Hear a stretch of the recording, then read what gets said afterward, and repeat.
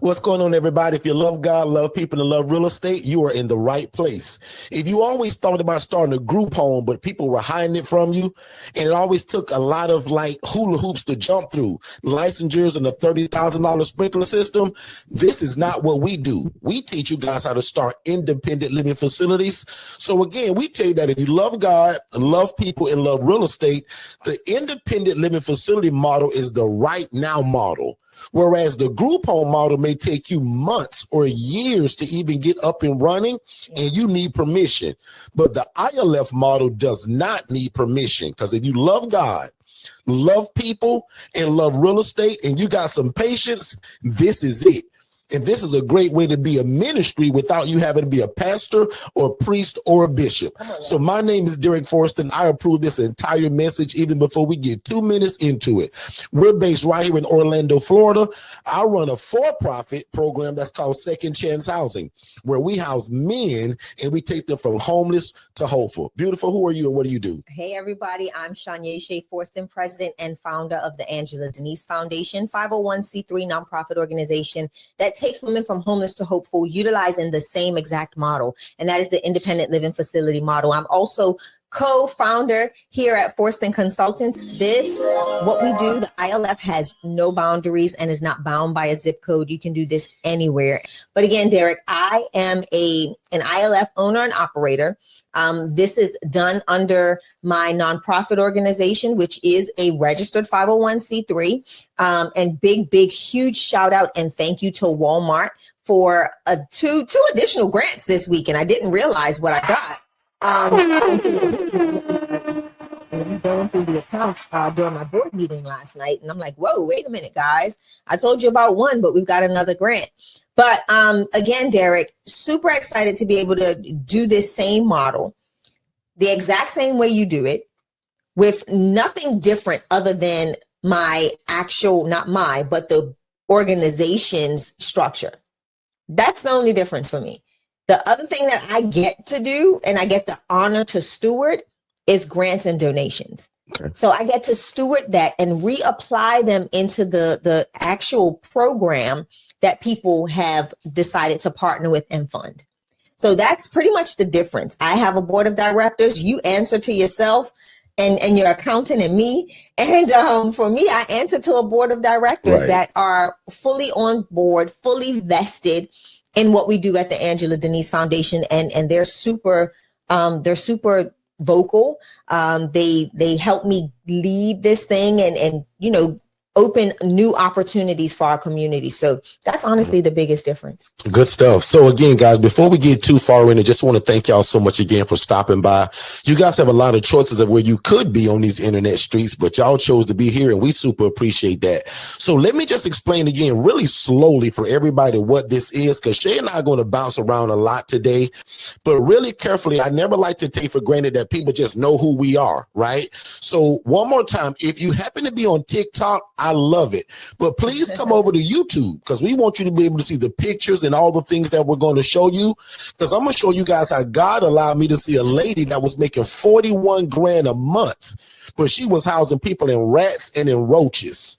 So if you're on YouTube or you're on Chatter or if you're on Clubhouse or anywhere to where you can only hear us, come over to YouTube. Yeah. And if 5 of y'all can type it in the chat, I would appreciate that. At Forston Consultants, that's Forston, Forston Consultants. Now I'm going to jump into it because I'm going to pretend that none of y'all know me or Shay. And I'm going to explain again what we do really slowly, and then I'm going to let Shay jump back in. We're going to answer some questions, but we're going to talk a lot about this event today in terms of what you should expect.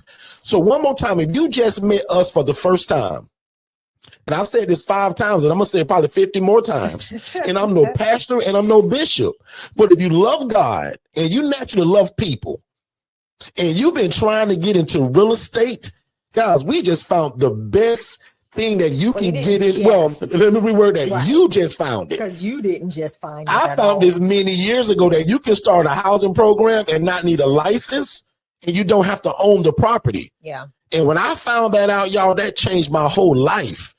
And lucky for me, God showed me a lady that was making 41 grand a month doing this very model. Guys, the only difference between that lady and us and y'all, because we're going to teach it to y'all to do it the right way. Y'all, she was doing it in rats and roaches. Yeah. And because I knew most of y'all wouldn't believe me when I told this story, I took pictures of it. I took videos of it. And that's why I want you guys to come to Forston Consultants on YouTube so I can show you on camera and on this screen. But all we do is rent and lease properties, because if you can buy the property, God bless you. Most of us on this screen, like we can't just go out and buy a property every day or every week or once a month. Right. But most of us can scrape up some money to go out and lease or rent a property. You thought you had to go and buy this place. When that lady that was housing people in the roaches and the rats, she says, Derrick, I don't own these places. I said, you don't? She said, no, I rent these places, Derrick. I said, wow. And she says, Derrick, I'll never teach you how to do this. Right. But let me show you what I make doing it. That lady whipped out her phone, y'all, and she showed me a Chase Bank app. I'll never forget this. She showed me in her bank account that there was no month that went lower than 41 grand a month. I was like, wow, you can do this the wrong way and still make all this money. And here I am as a social worker making 28 grand a year, begging God to help me feed my family. Yep. Robbing Peter to pay Paul, never having more than enough. All the things that most of us pray for. Put praying hands emojis in the chat. If you prayed to God sometime between this morning and 5 weeks ago that God changed your life financially, spiritually, and your health. Guys, we believe in all of that. The mind of Christ, an able body, and making a bunch of money doing God's ministry, God's will, God's work. Absolutely. We just got smart enough to do it through real estate. Oh, I hope this is making sense to some of y'all. So one more time, if I just told you don't have to buy the property, y'all should go, whoo, I can breathe a little bit now. Listen, when you first brought that to me, I thought you were slap crazy. The extent, you can do it and do it so quickly, right? With rentals. Think of this, guys. I was in corporate America, didn't really understand this whole concept. My lane was not mental health or behavioral health. He was a social worker. But when Derrick came to me with this idea, he's like, all we need to do is rent a house. And I'm like, but we own our house and now you want to get a rental. But honestly, what was the blessing in that is our first rental ended up being an owner that owned the whole cul-de-sac. Yeah. And not only did we start with the one, but as people started to move out, he started to say, hey, he started handing over keys. We ended up with 8 houses in the one cul-de-sac and 3 on top of the hill. Right. It was amazing to see that interaction. So that kind of blew my mind. And it opened up other opportunities with other investors, right? Other property owners, people that went out and purchased houses. And not only did it help us, but it was able to, the rental arbitrage method, which that is what is called. That's one of the fancy names for it.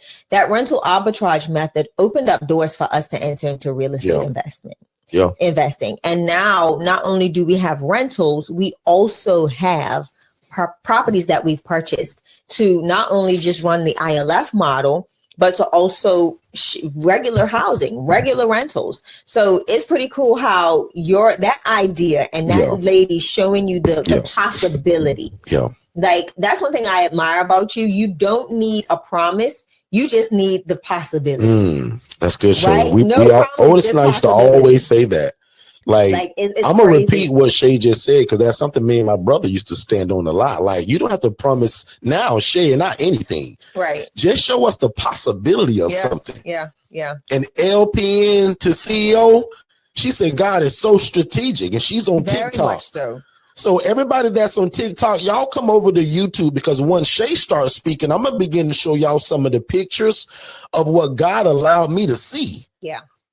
And again, how many of y'all had like the dream to do this and you saw somebody doing this, but doing it the wrong way? If you seen somebody living your dream, but doing it the wrong way. We see a lot of people in this space, right? We see a lot of people not under our coaching, but we do see, we run into people on a regular basis at different events, different meetings. And the stark difference in how we provide our services and what we do as the ILF model is so different from how other people do it. And then they wind up coming to us later and saying, hey, well, how do we connect with you? And it's great to partner with those people because we help elevate what they already had that was not done appropriately, or because they had missed information or no information. They just had that zeal to help. And they just went out there and did something, right?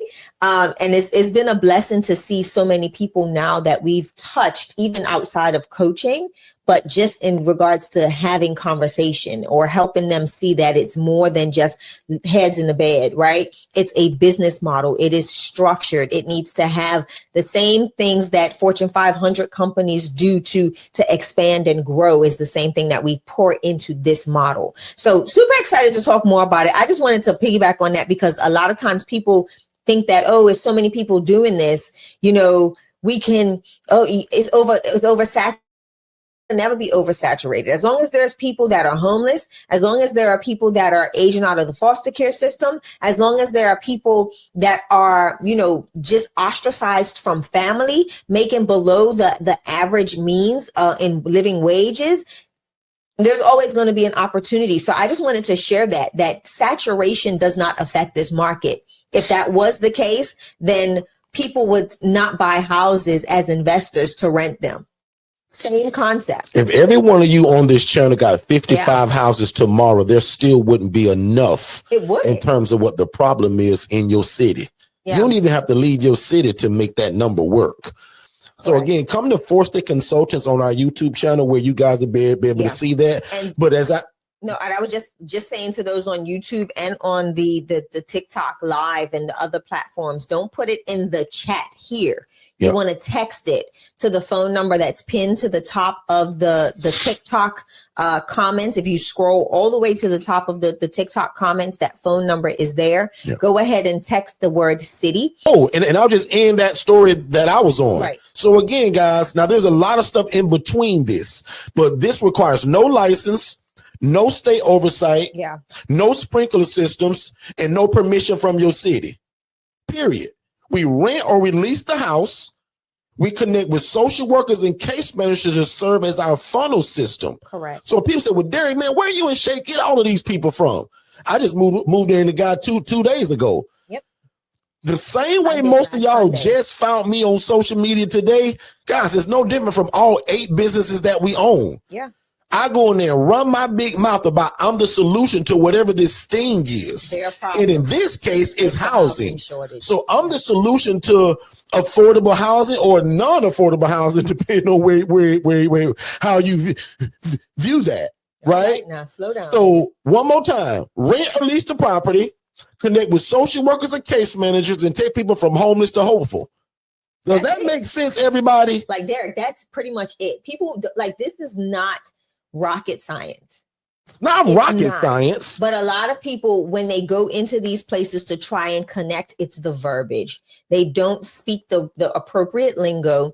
They're saying the wrong things. They're asking for permission instead of asking for forgiveness. They're asking for permission to people that really don't have an understanding of what it is that was one of my biggest mistakes in the beginning, calling everybody in my city asking for permission. Yeah. That was the dumbest thing ever.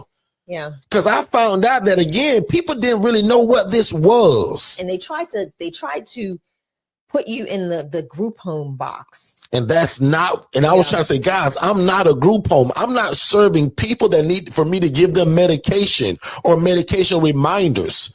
I'm not serving people that I have to feed them. Yeah. I'm not serving people to where I got to drive them around for transportation. None of that. I'm not giving out medications and pretending to be a nurse. That's going to get me in trouble and land me on the Channel 8 News. Every time.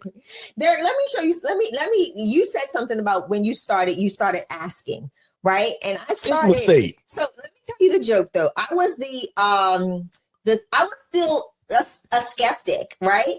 Even though I had seen him doing it, I saw him, I watched it. He pulled me from corporate America, and we're doing this thing. So now the Angela Denise Foundation is birthed, and who goes and starts calling and asking for permission? Honestly, Derrick, it ended up being it was the best thing that happened to me because it also, it was DCF. A gentleman at DCF says, I know exactly what you're trying to do. And I know a man that you need to meet immediately. And I was like, really? He was like, you don't need, and this is DCF. He was like, you don't need a license, but you need to connect with this gentleman. And from that day, I got a mentor for the nonprofit portion of this. And it was amazing. Like that call for me was God saying, I'm blessing this thing, and I'm also going to align you with another partnership to help you branch off from the nonprofit space. So my call didn't lead me down a rabbit hole. It actually bumped me down a rabbit hole. It bumped me into my partner, like my partner and soon to be board member once he retires from his corporate job. But super amazing how the difference is, right? Yeah. But the one thing I had that was different from what you had is I had the verbiage. You gave me appropriate verbiage. So now that I knew what I was saying. Once I got it wrong, it was easy to give it the right way. Right. So once I knew what I was to say, silly me done called DCF, literally, and called ACA. I called everybody, but my verbiage was different. So with that verbiage, it led me down the right path to where a lot of people get the no, and the confusion because they're asking the wrong questions. Yeah. Or they're using the wrong verbiage too. Using the wrong verbiage. Because I remember when I first started and I tried my best, and most of y'all know me, right? And I stutter. And if I'm nervous or if I'm excited, I stutter real bad. So can y'all imagine me calling all of these places in my city talking about I want to house people, but I don't want a license? And guys, I'll admit, I didn't know the verbiage. I'm from the country, so it was rough. Even the way I articulated, but guys, I was just trying to get it like most of y'all. So I was saying stuff like this. I said, y'all, I want to start this program because I see people doing it. And in fact, sir, I saw one lady doing it and she doing it in Roaches. And she told me she has no license. Yeah. He said, well, let me transfer you. Yeah. Guys, I got transferred about 15 times every time I would call. I say, guys, I want to house people that don't need me to give them baths and feed them. Sir, let me transfer you.